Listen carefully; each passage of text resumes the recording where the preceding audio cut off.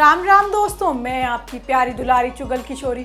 अब टीवी के सीरियल की दुनिया में रोजाना नए सीरियल आते हैं और कुछ न कुछ सीरियल लंबे समय तक टिक जाते हैं और कुछ दिनों में ही गायब हो जाते हैं। लेकिन दर्शकों के फेवरेट सीरियल अनुपमा में जबरदस्त ट्विस्ट आने वाला है। अनुज को रोकने के लिए माया अपनी सारी हदें पार करने वाली है।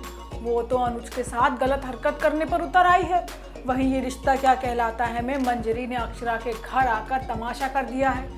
तो वहीं गुम है किसी के प्यार में अम्बा और भवानी दोनों एक दूसरे पर कीचड़ उछाल रही हैं। अब ये तो थी मोटा मोटी जानकारी, और पूरी जानकारी के लिए रोज की तरह आपको हमारा शो देखना होगा।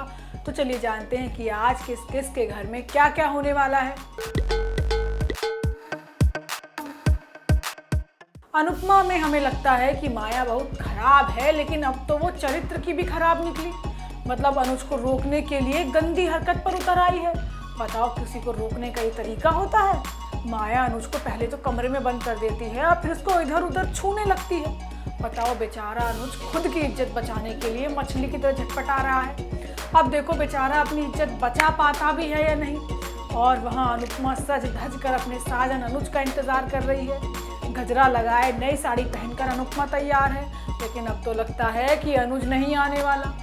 होता ये है कि दुखी अनुपमा को कांताबेन समझाती है कि जब एक रिश्ता टूटता है तो एक नया रिश्ता बनता भी है। भगवान छीनने के साथ साथ कुछ देता भी है। जिसके बाद अनुपमा भैरवी को लेकर एक बुरा सपना देखती है और चीख कर उठ जाती है। वो बाहर जाकर देखती है तो भैरवी दरवाजे पर सो रही होती है। वो डर जाती है और बाहर सोने की वजह पूछती है। भैरवी बताती है कि उसके चाचा चाची ने खोली बेचकर यहाँ से चले गए, अब उसके पास रहने की जगह नहीं है। अनुपमा उस बेचारी को अंदर लेकर आती है। अनुपमा को भैरवी की चिंता होती है कि वो कैसे जिएगी, कहाँ रहेगी, कैसे खुद का गुजारा करेगी। लेकिन अगली सुबह भैरवी सब्जी बेचना शुरू कर देती है और अनुपमा उसका साथ भी देती है। उधर अनुज अनुपमा से मिलने के लिए मचल रहा है और खुद का होलिया तक उसने बदल लिया है।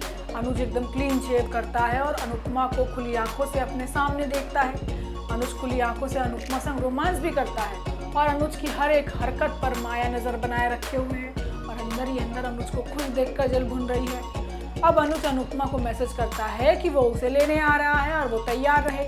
अब अनुज का मैसेज देखकर अनुपमा 7वें आसमान पर पहुंच जाती है और खुश हो जाती है। लेकिन कांताबेन कहती है कि जब तक पूरी तरह तसल्ली नहीं कर लेगी तब तक उसे अनुज के साथ नहीं भेजेगी।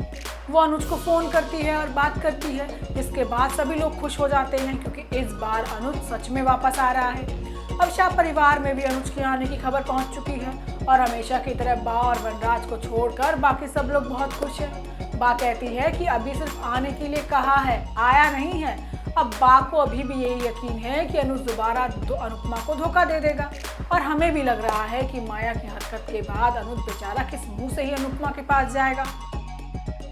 वहीं ये रिश्ता क्या कहलाता है में मंजरी पर माता रानी आ चुकी है। हमारा मतलब है कि बिना सोचे समझे कुछ भी बोले जा रही है। सारा कसूर हमेशा की तरह अक्षरा के माथे पर मर दिया। अब दोनों माँ बेटे हैं तो असर भी तो एक जैसा ही होगा। पहले तो अभिमन्यु कम था, जो मंजरी भी ऐसी हो गई। अब मंजरी के सच पता चल जाने के बाद अक्षरा अभिनव भी बहुत कमजोर पड़ गए हैं और मंजरी सब पर भारी पड़ रही है। लेकिन अब अक्षरा भी मंजरी को मुंह तोड़ जवाब देने वाली है। होता यह है कि अक्षरा अभिमन्यु को समझा रही होती है कि उसके लिए अभीर जरूरी है या रूही, इसकी जिम्मेदारी उसने ले रखी है। अब दोनों की बातें को चोरी छुपे मंजरी सुन लेती है और गिरने ही वाली होती है, लेकिन अभिमन्यु उसे पकड़ लेता है। अब मंजरी को यकीन नहीं होता कि अभीर उसका ही खून है। वो कहती है कि जब पहली बार अभीर को देखा था ना, तो उससे कुछ अपना सा रिश्ता महसूस हुआ था। अभिमन्यु भी खुश होकर कहता है कि वो हमारा ही बेटा है और हमारा ही खून है। अब दोनों माँ बेटे बेहद खुश होते हैं। हालांकि मंजरी सारा गुस्सा अक्षरा पर निकाल देती है। हर बार की तरह बिना सच जाने ही अक्षरा को कोसना शुरू कर देती है। वो कहती है कि इतना बड़ा सच तूने क्यों छिपाया। इससे पहले अक्षरा जवाब दे, अभीर वहाँ पहुँच जाता है। अब मंजरी अभीर से लिपट जाती है। अभीर के जाने के बाद मंजरी अक्षरा को खूब सुनाती है और कहती है कि किस चीज़ का बदला ले रही है। 6 साल पहले तो सब कुछ बर्बाद कर दिया था और अब हमारा बेटा भी हमसे छीन लिया। अब अक्षरा कहती है कि यहाँ तमाशा करने की ज़रूरत नहीं है। तरस तो हमें बेचारे अभिनव पर आ रहा है, जिसने आज तक कुछ गलत नहीं किया और आज भी अक्षरा के साथ उसकी हिम्मत बनकर खड़ा है। सारे लांछन बेचारा अपने ऊपर लेने को तैयार है। अब भाई वो मंजरी है और वो किसी को नहीं छोड़ने वाली, तो पहुंच जाती है रात को अक्षरा के घर। अक्षरा अभिनव दोनों ही परेशान हैं। वो घर जाकर सभी को सच बताने का फैसला करते हैं। इसके बाद नीला अम्मा का फोन आता है जो बताती है कि मुस्कान का रिश्ता तो टूट गया। अब दोनों इस बात को लेकर बहुत परेशान होते हैं कि आखिर ऐसा क्या हुआ जो रिश्ता टूट गया। अब इसी बीच मंजरी गोयनका परिवार के सामने तमाशा करती है। वो थाली और चम्मच लेकर बजाती है और सभी लोगों को इकट्ठा करती है। अब सभी लोग मंजरी की ऐसी हरकत देखकर परेशान हो जाते हैं और उससे सवाल करते हैं, लेकिन मंजरी चीख चीख कर कहती है कि मैं तो आपको यहाँ खुशखबरी देने आई हूँ। मंजरी कहती है कि मेरा इस दुनिया में एक पोता भी है और आप सब लोगों ने मुझसे ये बात छिपाई। अब ये जानकर सब लोग हैरान हो जाते हैं। अब आगे आने वाले एपिसोड में मंजरी अभिनव को बच्चा चोर कह देगी, लेकिन अक्षरा मंजरी को उल्टा सुना देगी कि आज अभी सिर्फ और सिर्फ अभिनव की वजह से जिंदा है।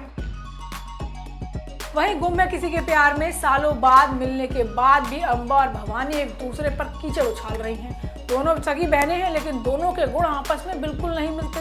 जैसे तैसे एक मामला खत्म होता है तो पत्रलेखा ने नई आग लगा दी है।